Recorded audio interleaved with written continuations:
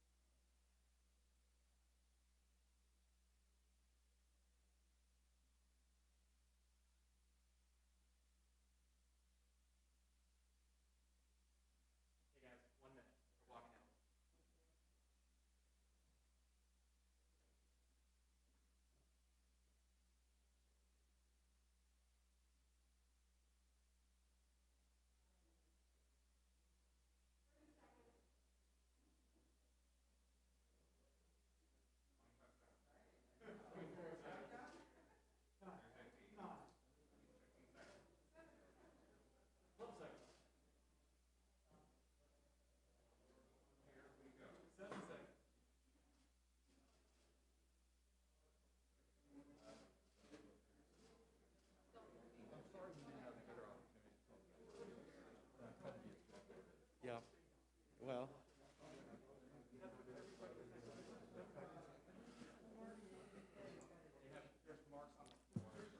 there are marks, not with names, but with distances.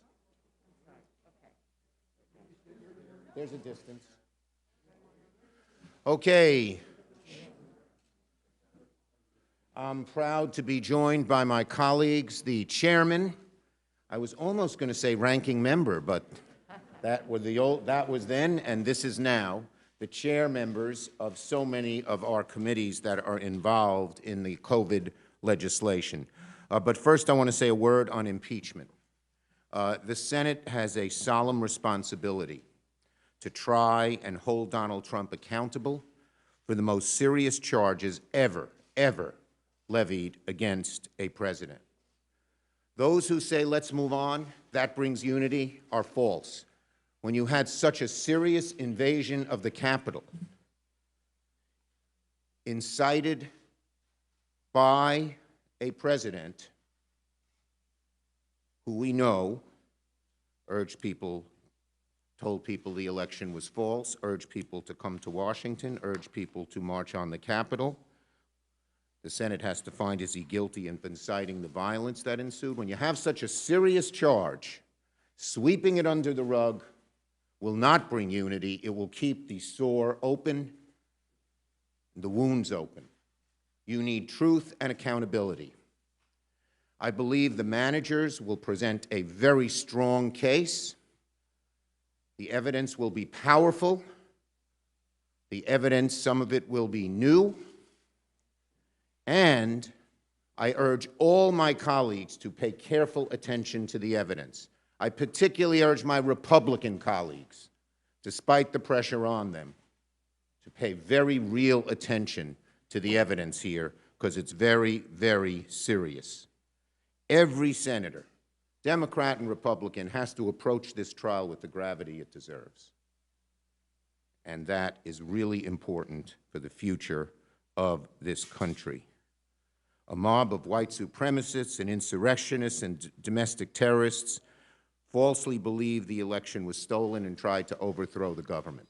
And as I said, the trial is about whether the president, the man chiefly responsible for feeding the mob with the lies that motivated their behavior, who told them to come to D.C., directed them at the Capitol, is guilty of inciting the violence. Now, to why we're here. You know, it was said a few weeks ago in all the punditry and everywhere else that the impeachment trial would throw a wrench into President Biden's early agenda.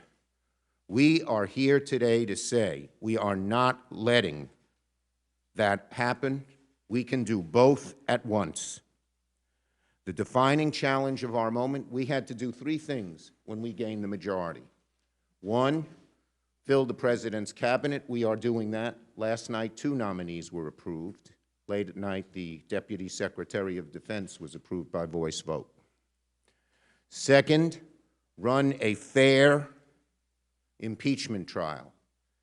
And unlike the previous impeachment, Leader McConnell and I are introducing the resolution together. No one can claim it's not fair. But third, and just as important, is deal with this awful COVID crisis. To the pundits who said we can't do both at once, we say, you are wrong. We can and we are. The bottom line is simple. The Senate is moving full steam ahead on a bold plan to get this country out of the crisis, to speed vaccination distribution, provide a lifeline to small businesses, help schools reopen safely, save the job of teachers, firefighters, and other public employees, and so much more. Our country has so suffered. Every one of us knows people that make our hearts ache with what they're going through. I just saw a video of grandchildren saying goodbye to their grandparents. They couldn't see them, hug them, touch them. We have to do everything we can to end this crisis. And even though the impeachment trial is an important and august responsibility, we are doing both, and that's what my colleagues here are doing. We are working with our House members We are working with our committee members. We are working, when we can, with our Republican colleagues to produce a big, bold piece of legislation that will help us deal with and get out of this awful, awful crisis. We look forward to working with Republican colleagues to make this COVID package a reality. And you saw there were a number of bipartisan amendments. The first amendment that passed, the very important one to help restaurants, was authored by Senators Sinema and Wicker, one a Democrat, one a Republican. But make no mistake, Senate Democrats will not dither, dilute, or delay because the COVID responsibility is so real. And now here is the order of speaking. I think it's seniority, I guess. Murray, Stabenow, Wyden, Carper, Cantwell, Menendez, Cardin, Sanders, Brown, Schatz. First, Patty Murray. And Tester, who is a happy, surprise guest arrival because he didn't think he could make it earlier today. Thank you, Leader Schumer. Since January 6th, there has been no question in my mind. We need to do everything we can to make clear that in our country, brute force cannot win over people's voices and votes. That's a critical part of our work, but this time in our country's history demands action on many fronts. We have an administration to staff up. Qualified, experienced experts can get to work leading our nation's response to COVID-19 and making sure we can come back stronger and fairer. Last week, my committee held 2 strong hearings to discuss the nominations of Dr. Miguel Cardona to be Secretary of Education and Mayor Marty Walsh to be Secretary of Labor. We will vote in committee on their nominations this week, and I hope bring these nominations to the Senate floor very soon so they can get to work. We'll continue working quickly to schedule more nomination hearings, including in the health space. The COVID-19 pandemic continues to cost lives, cause horrific illness, and leave families struggling to make ends meet. And now we are in a race against new, more contagious strains of the virus. For too long, our country's COVID-19 response went without serious attention to critical needs like vaccine distribution and administration, or needed investments in safely reopening our schools for in-person learning, and in helping make sure our already fragile child care system does not collapse when essential workers need it the most, as well as many of our other priorities that others are here today to talk about. And because the American people spoke clearly this election for a COVID-19 response that matches the depth of this crisis we're in, work is underway to get exactly that kind of strong response signed into law. So we are getting it done. And look, I've been asked how we're going to do all of this at once. I think about how many people in this current country are being asked to do it all at once under impossible circumstances right now. Moms, dads, students, educators, frontline workers, you name it. They don't have the option to pick just one problem to solve. They've got to get it all done, and so do we. So Senate Democrats know that, and we will get it done, and we're proud to be doing this job. With that, I will turn it over to Senator Stabenow. Thank you very much, Senator Murray, and it's wonderful to be here with my colleagues who are working so hard to move this package forward along with the agenda for the American people. And as been said, this week we're holding a trial, a credibly important trial. We're confirming President Biden's nominees and taking bold action to ensure that we save lives, help Americans survive the pandemic, and get our kids safely back to school. American families and communities are suffering through an economic crisis, a health crisis, and a hunger crisis.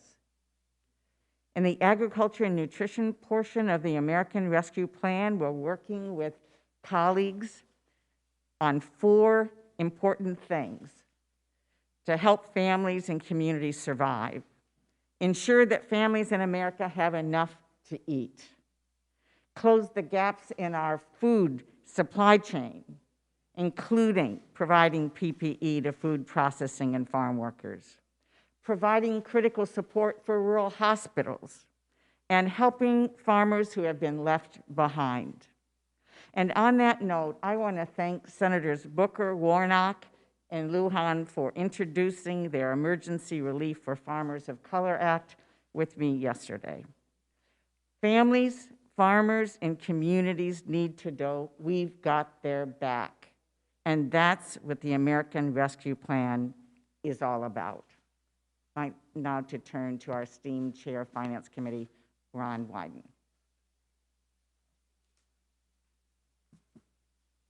Thank you, Senator Stabenow, and to Majority Leader Schumer for giving us this opportunity to give you an important update right now on where things are. This is a supremely important moment for our economy and for millions of vulnerable families. Without our economic package, it would be 5 years before unemployment is back in the ballpark of where it was a year ago. That's 5 more years of unnecessary financial pain for millions of Americans. And we, as chairs in the Senate, are committed to making sure that does not happen. We are making visible and steady progress on our legislation to rescue the American economy ahead of the March 14th cliff for jobless workers. We know that the American people are with us on this package, and we know it because we have been listening to them. They support enhanced jobless benefits. They support relief payments. They support resources to keep firefighters on the job. And let me tell you something. The only place in America where there is division on these priorities seems to be in the United States Senate. We believe when Americans are hurting, when their neighbors are hurting, you've got to get a critical, an important package designed to help people get on their feet. Senate life has always been about dealing with more than one issue at a time. It has been ever thus. And we're doing it again. We're going to deliver on the economy. And as the majority leader said, we understand with respect to what we're dealing with now that unity requires accountability. Now, our leader on the environment, Tom Carper. Thank you, Ron. Good morning, everyone. Thank you for joining us today. A few days before his inauguration, I had the privilege of talking with then President-elect Joe Biden about priorities as he assumed the mantle of leadership for our country. Among the priorities was number one, accelerate vaccinations, supply, predictable supply, get it moving. Second, build back better. How do we clean up our air, clean up our water, address climate change, and produce jobs? One of the most contentious nominations before the Environment and Public Works Committee in my time in that committee has always been EPA Administrator. We measure the delay from a hearing or from not naming a nominee until someone's actually confirmed for the EPA Administrator, not by days, not by weeks, but by months. This morning at about 10:20, the Environment and Public Works Committee met. We reported out the nomination of Michael Regan to be EPA Administrator on a 14-6 vote, a strong bipartisan vote. Next, we expect to have a hearing later this month that focuses on surface transportation reauthorization with a strong climate title. And our expectation is that we will be gathering input from Democrat and Republican senators on what the priorities should be in that surface transportation reauthorization. Our goal is to beat the record we had 2 years ago when we reported out a 5-year bipartisan reauthorization service transportation bill. The goal is to beat that. We reported that bill out in June. We're going to try to report this bill out this year in the month of May. And in addition to that, we're turning our attention to water resources development, water infrastructure, And our goal is to actually beat the end of May goal for the surface transportation, actually do two major infrastructure bills by Memorial Day. We have a couple more nominees that are in the queue. One of those is Brenda Mallory, who's been nominated to be the head of the Council on Economic Environmental Quality. And the second is Janet McCabe, who's been nominated to be EPA deputy. Our committee is a workhorse committee. We get things done, and we're off to a good start. Thank you. Let me introduce Maria Cantwell, with whom I came to this lofty body together 20 years ago. Maria? Thank you, Tom. Thank you, Majority Leader Schumer, for allowing us to be here to speak about these important priorities since last February, when the first case of the COVID-19 hit the state of Washington, actually in Everett, Washington, and then was followed by a nursing home outbreak. We have had to focus on the needs of delivering people the type of support they need, and to also think about the impacts on our economy. That really hasn't stopped since last February, and this week is no different. We've had to focus last week on getting this budget resolution passed, and obviously in an all-night session, only to get about 4 hours of sleep and start negotiating with our House colleagues. It's imperative that we continue to focus on the resources to help our economy during this pandemic. We cannot just ignore the issues that average Americans are facing as they struggle to keep their kids educated and to keep their livelihood. That is why the next focus of attention will be on getting more money in the E-rate program, because we have 12 million kids who still can't get access to broadband to have the education advantages that they deserve. We have to continue to focus on our airline sector, which is basically about 5% of our GDP. We need to focus on aviation manufacturing, where we've lost already 100,000 workers, and the potential is to lose another 200,000 workers. We can't afford that. And we have to remain focused on Amtrak and Amtrak services, because there are communities already that are suffering economically because they no longer have service. Literally, we have to keep America moving. So the Commerce Committee is going to continue to negotiate on these issues with all of our colleagues to move our economy forward. We're going to continue to invest time and energy in the next package. As my colleague from EPW mentioned, there is so much to do on the next proposal as it relates to infrastructure and investments. But this, this last year has been nonstop. And there have been many things that have faced us as we've negotiated, sometimes losing track of day and time, but we continue to negotiate, and this week will be no different. And now I'd like to turn it over to my colleague, Senator Menendez.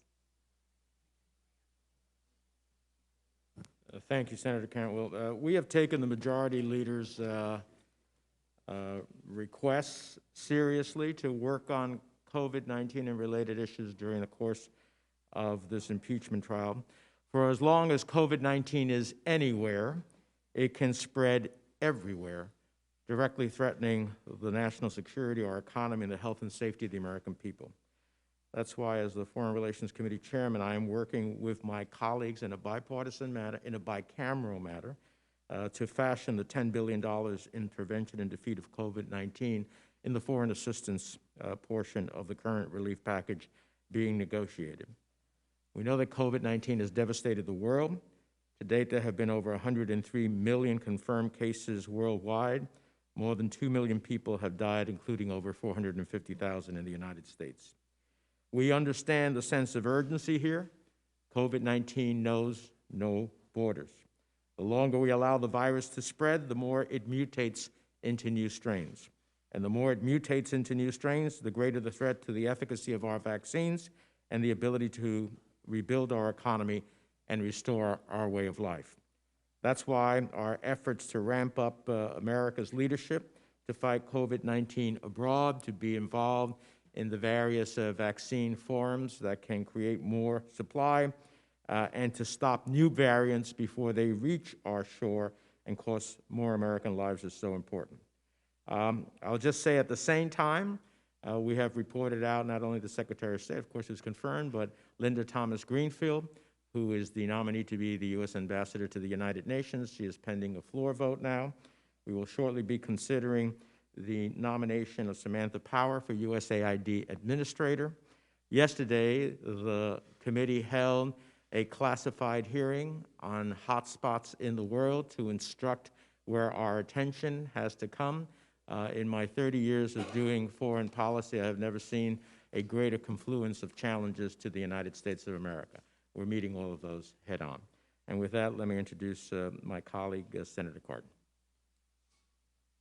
Let me thank Senator Menendez, particularly for his leadership on the Senate Foreign Relations Committee. I'm proud to serve on that committee. As a senator from Maryland, I'm prepared to devote the necessary time in regards to the impeachment trial. There's no more serious charge that can be brought than inciting an insurrection in our country. As the ranking member and now chairman of the Small Business and Entrepreneurship, I have to learn how to use those words, chairman. It does. But as the chairman of the Small Business and Entrepreneurship Committee, I will be devoting time to make sure that we can act quickly on President Biden's requests for COVID relief. Small businesses are the growth engine of our nation. We all know that that's where jobs are created, that's where innovation occurs. And we also know that their resiliency is challenged during COVID-19. That's why in the previous packages, we've provided about $900 billion of relief directly to small businesses. But we must do more. And let me tell you the priorities. The first priority, where we must do much better, is to get the COVID-19 under control, to get the virus under control, as small businesses are going to be able to recover. And this package needs to provide that type of relief for vaccine distributions and for the other areas to get COVID-19 under control. And then secondly, in direct assistance to small businesses, we need to concentrate on those smaller small businesses that are in the greatest need. And we intend to do that. And to look at industries that have been the hardest hit because of the gathering restrictions on the number of people, such as restaurants. And we intend to do that, and we'll be ready to act as quickly as we possibly can, and we'll do this as well as be jurors during the trial. And with that, let me turn it over to Senator Brown, the chairman of the Banking Committee. Thank you, Senator Cardin. We have three big things to do. We fight the virus every day. We continue to do that. We hold accountable the people who attacked our democracy, and we help people.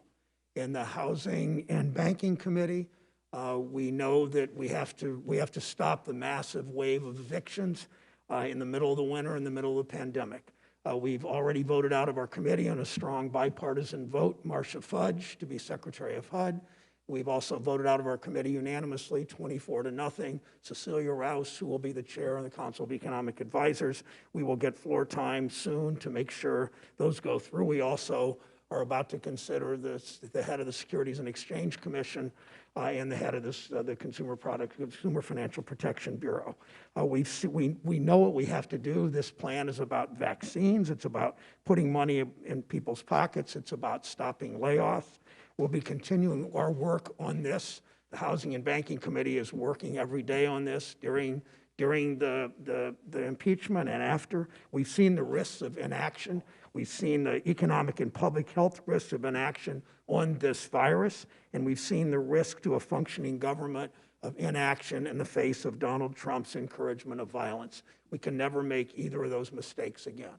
My pleasure to bring forward Senator Tester, who's doing his work well, and we voted yesterday to confirm the Secretary of the VA because of Senator Tester's good work. Thank you, Senator Brown. I want to thank Leader Schumer and everybody that's here today, including the folks that I'm looking at. Look, in a few short while, we'll start the impeachment trial. I think it is critically important we do our job as jurors and hold the people accountable that need to be held accountable through what happened on January 6th. I think if we're going to have unity, there has to be accountability. As chairman of the Senate Veterans Affairs Committee, I will also tell you that making sure our veterans get the benefits they earned is critically important. The COVID-19 pandemic has brought some new challenges to our veterans because many of these veterans already have health conditions that need to be dealt with. COVID has compounded that. And so we need to continue to work to make sure we get adequate vaccines, make sure we get those vaccines into the arms, make sure that we're giving the benefits to our veterans that they've earned. We have a lot of work to do. We are working on it as we speak. And I will tell you that I have never been overworked in the United States Senate yet. And so we have a lot of things to be doing, and we have time to do them. And we need to be, and we are. So thank you all for being here. I want to introduce to you the chairman of the Indian Affairs Committee, Brian Schatz.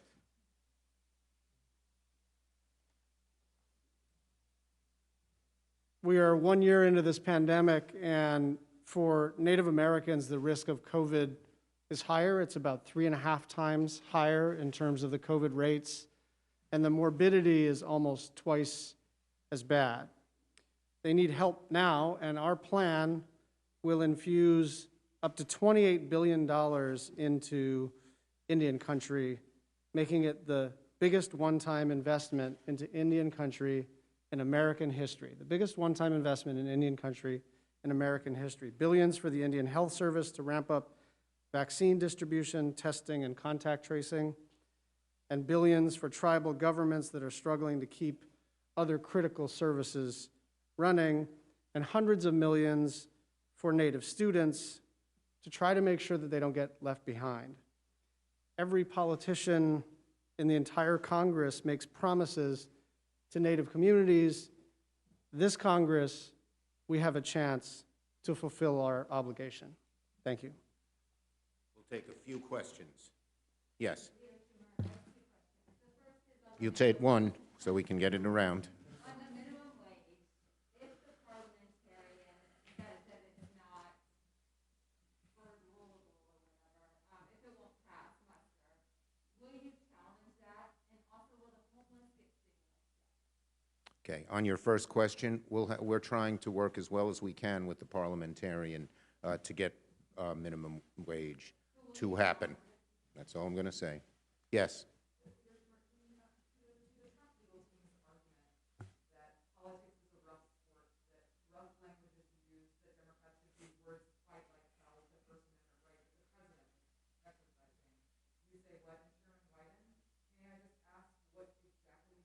Nope, you get one question each.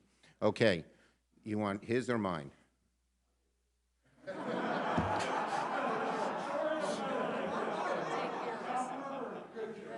Look, what we're talking about here is the president day in, day out, lying about the election, urging people to come to the Capitol, urging them to march on the Capitol, urging people to come to Washington, urging them to march on the Capitol, and people died, people were hurt, our Capitol was invaded. These diversionary tactics one has nothing to do with the other. DeBonis. Mr. Leader, the rules that you've agreed to tentatively with Leader McConnell allow for a vote on witnesses. They're threatening that if you go forward with witnesses, that will delay all the good work that you were saying that you want to do here today. If you had to take that vote today, would you vote to call witnesses? Look, it's going to be the manager's decision. They haven't made a decision yet whether to call witnesses. There is a vote that will have to be made if they decide to call witnesses, but I'm not going to prejudge. Let's see what they decide to do. But whether they call witnesses or not, and whether there's a vote or not, we will continue to get our work done. This was to me, such an impressive array of people and issues, and just Exhibit A, that we can do all three things at once, and we are. Yes. Last one.